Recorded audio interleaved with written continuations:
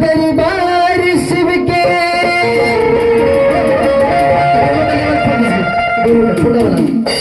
अरे हम जाके मनाइले अरे हरे हरे बम बम सभी बोले शिष्यन चर्चा कराइले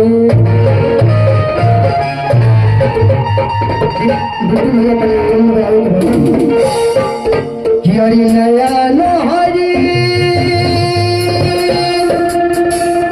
अभी कनियारी बारू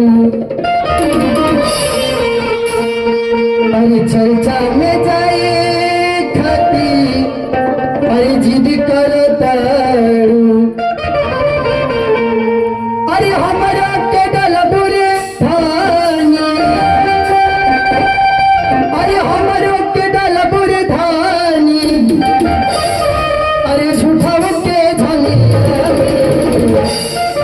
लेकिन उनका संजय जी बड़ी भाव से समझावत रहो कि धनिया भुला रे जइबू अरे शिव चर्चा के मेला शिव चर्चा में इतना अपार भी होता है जिसका कोई जवाब नहीं। बहुत भाव से समझा रहे आइए म्यूजिक से।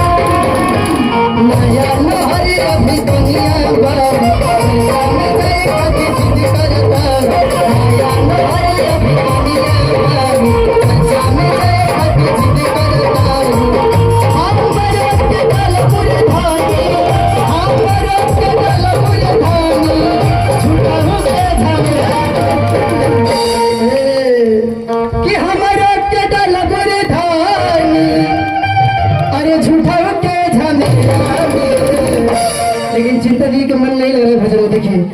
अरे आज ऐसा तालियां बनना चाहिए ताकि लगे कि हाँ आज उषा जी के द्वार पर शिव चर्चा का कार्यक्रम हो रहा है। पूरा जोर शोर से पावर दिखा देना कि शिव शिव परिवार में क्या पावर होता है। जिनके जिनके महादेव 4 हाथ दिए अभी खड़ा करेंगे। आइए तो किनके किनके महादेव 4 हाथ दिए खड़ा कीजिए। अच्छा जिनके जिनके 3 हाथ दिए वो भी खड़ा कीजिए। किन्हों के नहीं दिए हैं? अच्छा किनके जिनके 2 हाथ दिए वो खड़ा कीजिए। अच्छा 2 हाथ वाले हैं 1 हाथ किनको दिए हैं? नहीं दिए तो हमारा वाला ले लिया हथवा। हाँ हथवा लेने के है इसलिए दोनों हाथ उठा के जिनके जिनके 2 हाथ लिए ना कि अरे हमारे के डाल बुरे डोरी अरे झूठाओ के झमेला धनिया भुला दे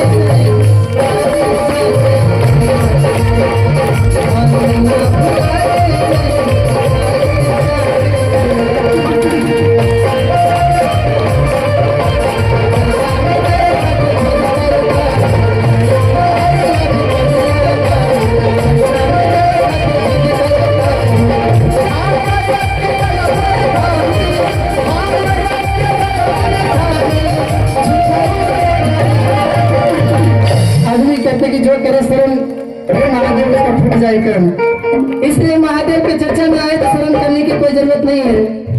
इसलिए चर्चा में आते तो महादेव के मना के जाइए ताकि आपके महादेव मान जाए। महादेव के मनाइए ताकि वो भी खुश रहे कि हाँ आज हमारा पत्नी गई थी चर्चा में। आइए कि हमारा क्यों डाल बुरे भाई अरे झूठा के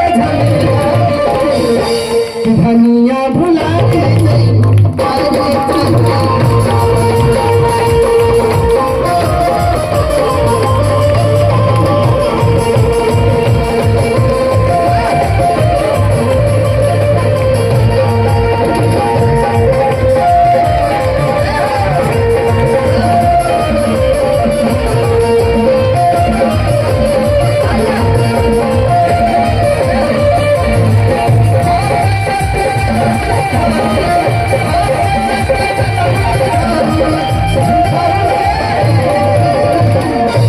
प्रेम से बोलिए शिव गुरु महाराज की कि हमारा के बुरे धानी अरे झूठाऊ के झमेला कौन हाथ उठा के पर इंग्लिश ब्रेक के जमाना तू ब्रेक लेके चला हाँ ब्रेक लेके चला बाबू कि हमारा के बुरे धानी अरे झूठाऊ के झमेला कौन हाथ निकाल के भैया स्वीट में तो लीजिए तो देखते हैं दीदी लोग के अंदर पावर है कि ना उठाइए कि झूठा के झमेला में धनिया भुला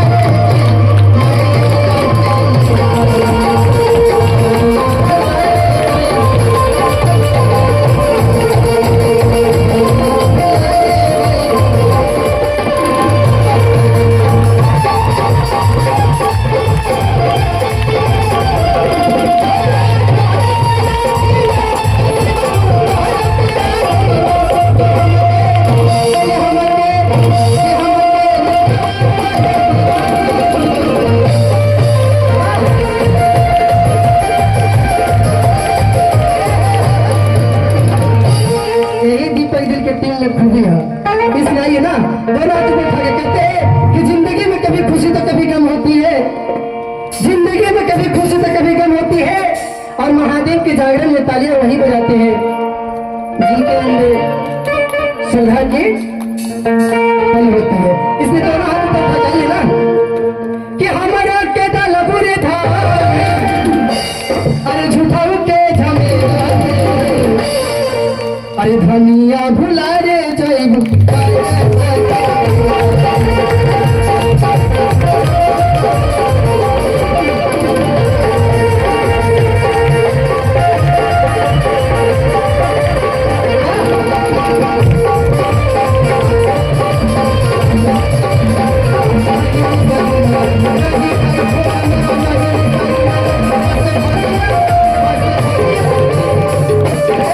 लेकिन भगवान जी का मेन भोग क्या है शंकर जी का मिश्री बताओ ना कि नहीं खाई खो मेवा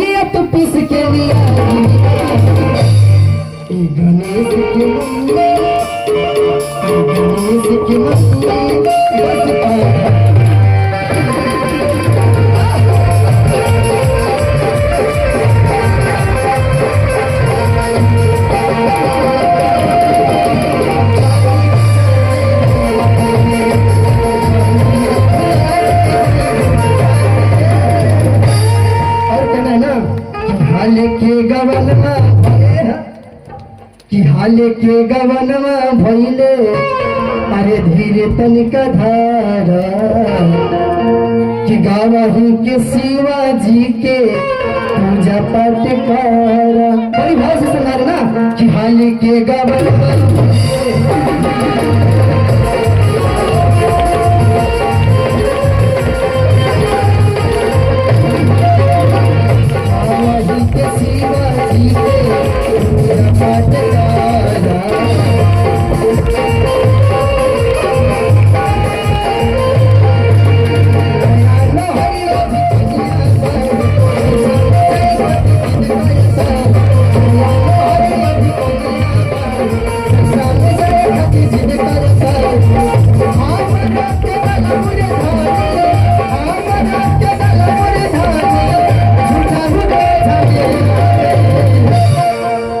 धनिया भुला रे जईहू क्या बात बोले कि शिव गुरु के मेला में क्या बात है दीदी कि धनिया भुला रे शिव गुरु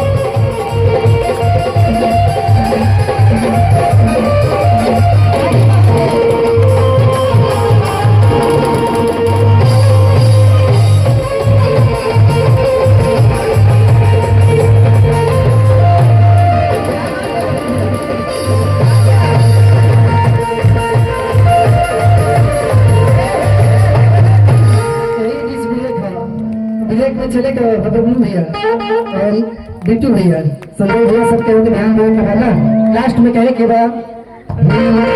पहला में दया मांगी अरे दूसरा में चारा चार तीसरा में जाप करी नमावा के परचार। अभी और इनकी दीदी डुमरिया छंदन पर तालका मचा के रखे कि बाटे वर्ग में शिव चर्चा विराट शिव चर्चा करवा रहे हैं। इसी तरह सभी गुरु बहनों को 11 सितंबर को वहाँ पर उपस्थित होना है। बहुत विराट शिव चर्चा है वहाँ पर कम से कम 5 लाख का भीड़ रही है। हम लोग का एक प्लान बना है दीदी, इसलिए सभी लोगों को सहयोग करना होगा। ये मेरा घर का कार्यक्रम नहीं है, आप सबों का कार्यक्रम है, महादेव का कार्यक्रम है, इसलिए आ रहा है लास्ट में ना कि पहला में दया मांगी अरे दूसरा में चारा चार कि तीसरा में जाप करी नमावा के परचार। कि पहला में दया मांगी दूसरा में चारा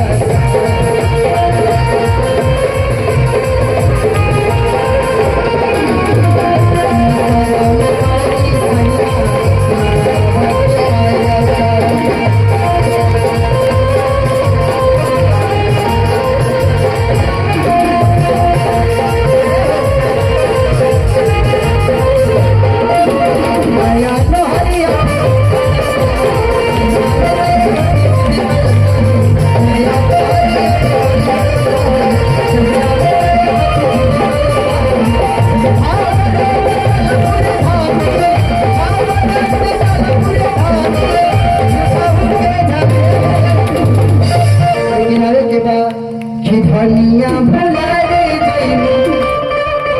अरे डुमरिया के